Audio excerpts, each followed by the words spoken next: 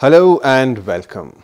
I am Danish Manzoor, and today we have a very interesting guest with us from a country that I find personally extremely beautiful and extremely resilient. This country has been atoning for the climate sins of the developed world forever.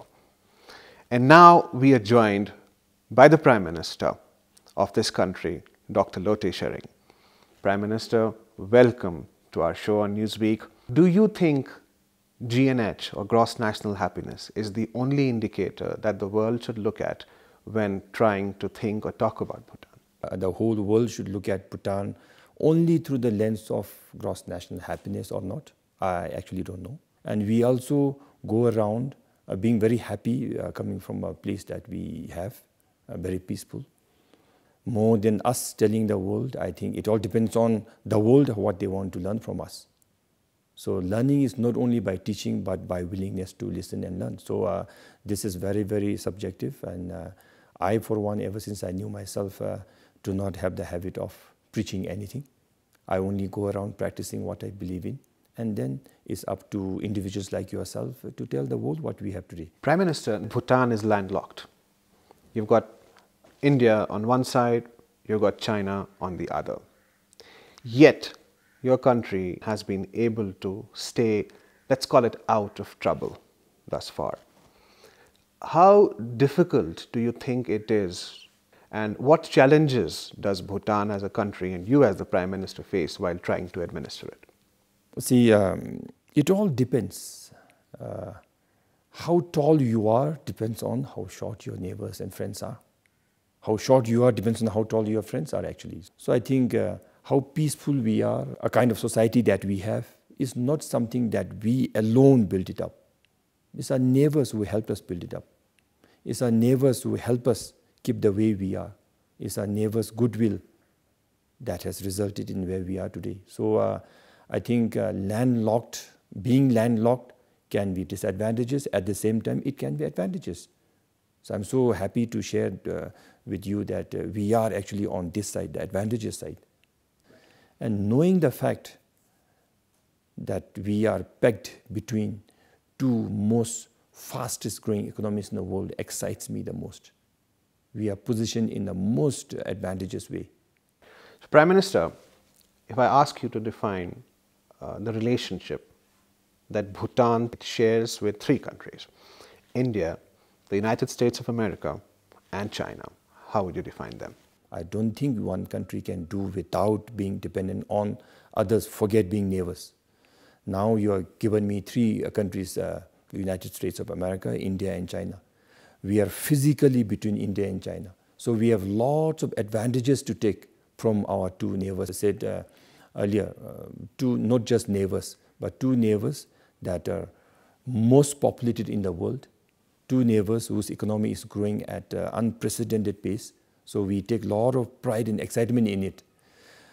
United States of America is also the economy right now and leaders in the world, global power. And we have a lot of goodwill with all Americans and government of America and the leadership there. So I think it's a win-win situation. For us, it will be very difficult to pick one from the three. And for that matter, genuinely, it is wrong to pick one from all good neighbors or good countries in the world. So they are all good for us. So, Prime Minister, what are the priorities of Bhutan as a nation for its near future? I don't think no nation can progress or prosper without having a dependable, resilient, robust economy. But for Bhutan, since we have come up through a very unique path, since we have a very, very unique tradition, unique culture, unique environment that resulted us in having carbon negative status today, a unique system which allows us to go around talking about the principles and philosophy of gross national happiness. So since we have these few unique features that no nation on this planet has, so I would like to say Bhutan's future priority is to be rich, to be technologically driven, to have a resilient, robust economy, but grounded on our unique features. That should make our economy totally different from others. I have noticed while speaking to the locals while I was here was that education and healthcare is free for all of your citizens over here in Bhutan. So how do you manage that? When I said Bhutan has a lot of unique features, health and education definitely is one, if not the one. His Majesties the Kings, the successive monarchs have always believed that the best social equalizers are health and education. We have a totally state-catered free healthcare and education in the country. We want to give the best of education, but keep it free for our Bhutanese. We want to offer the best of healthcare. Whatever is evolving, what is coming out today, we would like to give it for the citizens of the country and for free. Because if you do not have to worry to educate your children, if you do not have to worry when you are sick, I think that is, I would say, the step number one to prosper. Step number one to call ourselves Bhutanese, to be proud that we are Bhutanese, because we really don't have to worry about these basic features. We also don't take health and education as expenses or cost. These are the most efficient, I would say, investment nowadays. If we have well-educated and healthy society, our nation should prosper. We have to pledge that this will be continued for generations to come. Prime Minister, now speaking of education, what new initiatives is your government planning to take, or is Bhutan in general planning to take, to ensure that the human resource from Bhutan is ready for the world and the technology challenges? We have realized that technical and vocational training is something that is really, really required. We also have realized that as simple as definition of literacy is changing. We have to have digital knowledge. We have started a major shift. We are ICTizing the whole educational system. So on that, we have to change the curriculum. We have to ICTize the teachers. We have to ICTize, digitalize the infrastructure. And we have to change the mindset of the teachers and the learners. Since 2 years back, 2020 onwards, we introduced coding system in all the schools. Formal schooling starts from 5 years old in Bhutan, from pre-primary to then you go on to primary school education. From pre-primary, a 5-year-old now gets exposed to coding. He or she may not realize, but it's there. His Majesty so graciously gifted a code monkey system in all the schools. We managed to have ICT labs in all remote schools, but we would like to have dependable, reliable internet connections, which is the challenge now, but we will get there. Almost all the schools are now connected with fiber optics. We would like to digitalize the content and then the students be able to source it ready. Then we are also telling our teachers that they are now no more the source of information. Source of information is ready there, on your phone, on our phone is there. Our teachers should now be facilitating between the information and the information seekers. So I think we are going through a major revolution in our education system. And again, it will be for free. Speaking of the youth with required skill, a lot of skilled youngsters, well-educated, who have gotten their education outside in the world, in other countries, do not want to come back, or many of the youngsters from Bhutan are leaving to other nations at this juncture. So, do you see that as a challenge? For me, it's not a new trend. Parts of Bhutan had been suffering from brain drain for decades to come. Now, with more globalization, similar trend. So, they are going to places and countries where they have better opportunities. And to look for opportunities, to explore opportunities in life is human nature and is good. That means there are only capable people can do it. And I have the highest of appreciations for that. Little disappointed because we could not anticipate this. I personally feel little disappointed and bad that we could not cope up with the requirements and expectations of our educated youth.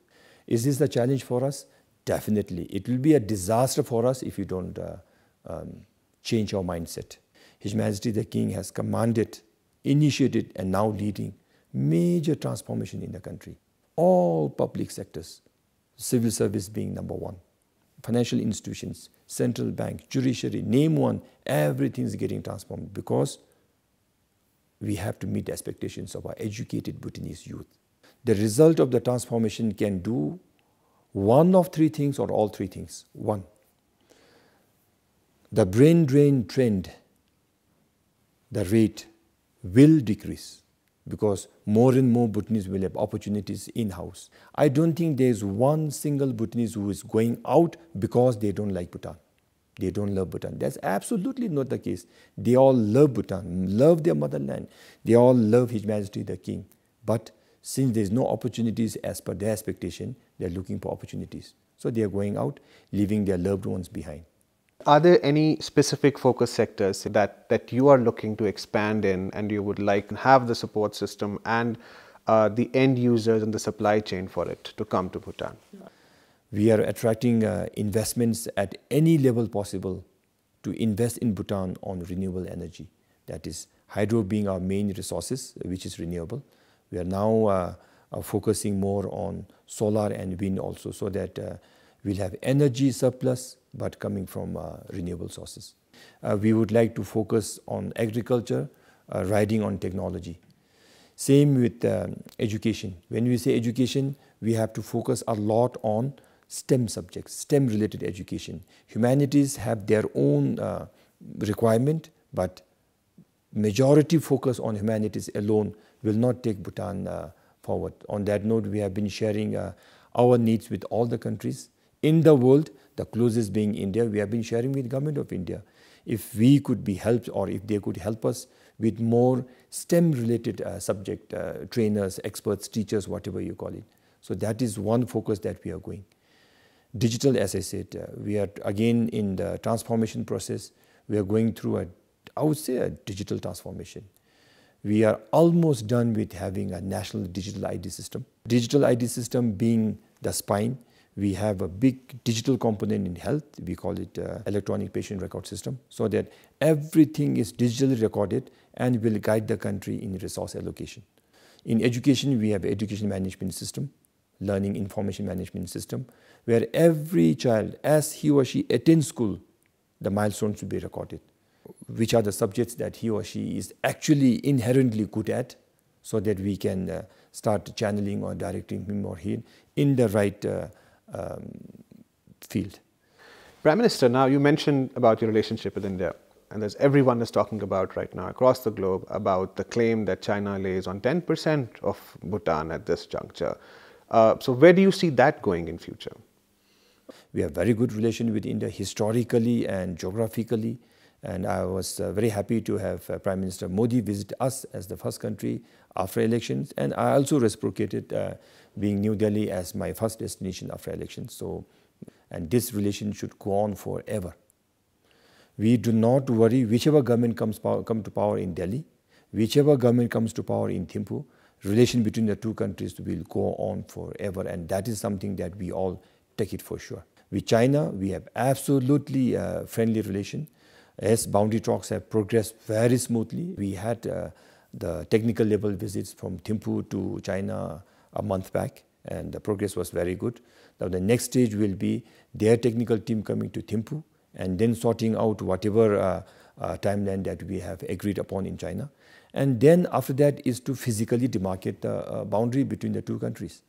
I don't think there are two countries in the world that is resolving the boundary demarcation in the most friendly manner that Bhutan and China is doing it.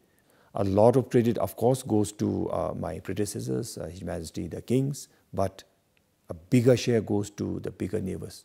Is their positive thinking towards us, is their friendly feeling for us, and genuinely goodwill gesture that we have from two giants that we have as neighbors. So I'm grateful to all of them. Now, Prime Minister, the biggest conversation around Bhutan has always been climate change. This country being intrinsically carbon negative from ages. What is the message that you have for the world from Bhutan? I mean, when you talk about climate change, I think Bhutan rightly stands out, and for many individuals and countries in the world who are very climate sensitive, I think have taken note of this, that Bhutan naturally being carbon negative, when the whole world is trying to be carbon neutral by 2050, we are already carbon negative. Many countries in the world can never be carbon negative, but we are carbon negative. So again, thanks to my predecessors and His Majesty the Kings, because if you go through our legal system, our constitution mandates us to give at least 60% of the country under forest cover. I don't know how many constitutions in the world will have this vision. We had it. We have been preserving our pristine environment for generations. Yes, I also admit that when the whole world was getting industrialized, we did not and we could not. Now, which one will be taking precedence, I don't know. We did not, we could not. So if we had industrialized like any other nations in the world, will we be carbon negative today? I doubt. But thank God that we did not or we could not industrialize. That's why we remained poorer for a little longer duration, but now we have the richness that no other nation has. 72% of the country under forest cover. What will we do going ahead? We have already committed to the UN and all climate bodies through our nationally determined contribution that we are pledged to keep the country as green as we have now forever. The 72% of the country under forest cover is again further protected as national parks, biological corridors, biodiversity hotspots, and we have legal instruments to protect them forever. At certain places, even at the cost of some inhabitants there, some rural villages have been ancestrally living there, and they are at a little disadvantage. So we are looking for ways and means to support, or if possible to even relocate them sometimes, so that they will also be contributing not just to Bhutan but to the whole world. So at this time, I only wish if greenhouse gas needs visa and passport to cross international boundaries. Greenhouse gas that is emitted elsewhere on this planet is affecting us. And as you rightly said, we are resource constrained. Being resource constrained, our adaptability is very poor. Our resilience is also being threatened. We are challenged with a lot of natural disasters that comes and surprises us anytime. So I think these are, I would say again, part and parcel of life. But we are genuine, we are determined that we will remain like this. The biggest threat to our carbon negativity is the emission from fossil fuel-driven cars. And we have a national program on introducing more and more electric vehicles. And we have not really gone by numbers, but in principle, we have a national project on it to see how far we can go and see if we can replace 50, 60, 70% of the cars being electrically driven would be one answer. We are also exploring hydrogen technology that is evolving very fast, emerging very fast, and we would like to focus more and invest more on that. Prime Minister, the way you mentioned about what Bhutan is giving to the world, Bhutan's commitment to the climate change, do you think that the world is doing enough to ensure that it stays that way by supporting you enough? We are not obligated to remain carbon negative. We can do what we want to do. But we genuinely feel that this is the way forward. Being carbon negative is our wealth. We realize that the whole world have started appreciating us, and I have gratitude for that. The whole world, lot of money, lot of resources is being pumped into reducing greenhouse gas emission, reducing the level of emission so that we bring the whole world at carbon neutrality by 2050, and many big emitters have also pledged. This is difficult to pledge. Pledging that we will be carbon neutral, carbon negative forever is little easier than India and China pledging to be carbon neutral by 2060, 70, whatever number of years they have pledged. That is more a bigger commitment, I would say. We have been naturally green. We have been naturally carbon negative. There's carbon credit system coming that will recognize the way we have been preserved. So what we have preserved until now is now becoming a real investment. Investment that is true, in truest sense, the most sustainable investment. Thank you very much for coming all the way to Bhutan to meet us. I only have to say that Bhutanese are very genuine, Bhutanese are very hardworking, Bhutanese are very sincere. Watch out. Thank you, Prime Minister. I was in conversation with Dr. Tshering Lotay, the Prime Minister of Bhutan. We had a very interesting conversation, and I hope that all of you also enjoyed what we spoke about. And with this one last message that do visit Bhutan, I wrap today's show. Thank you very much for joining us.